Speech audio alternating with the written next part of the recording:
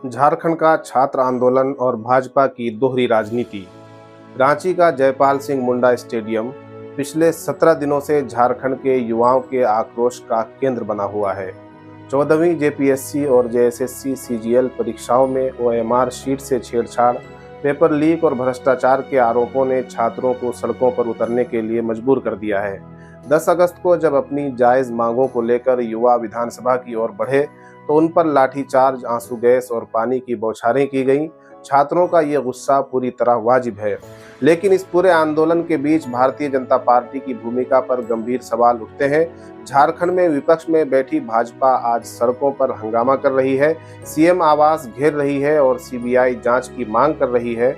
सवाल यह है कि क्या ये हमदर्दी वाकई छात्रों के भविष्य के लिए है या सिर्फ सत्ता पाने का राजनीतिक हथकंडा है। भाजपा शासित राज्यों और केंद्र के आंकड़े इस छात्र प्रेम की पोल खोलते हुए नजर आते हैं।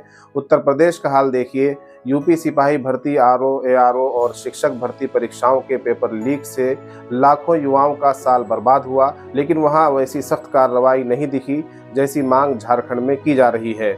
मध्य प्रदेश का हाल देखिए। व्यापमं घोटाले से लेकर हालिया पटवारी भर्ती परीक्षा तक धांधली के गंभीर आरोप लगातार सामने आए हैं। राष्ट्रीय स्तर पर देख लीजिए, नीट विवाद का मामला।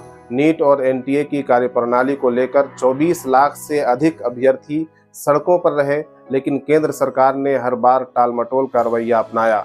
झारखंड में यह आंदोलन जेपीएससी, जेएसएससी रिफॉर्म्स मंच और आम अभ्यर्थियों द्वारा शुरू किया गया था। देवेंद्र नाथ महतो जैसे युवा भूख हड़ताल पर बैठे हैं, लेकिन आंदोलन का असर देखते ही एबीवीपी और भाजपा नेताओं ने इसमें कूदकर इसे राजनीतिक रंग देने की कोशिश की है।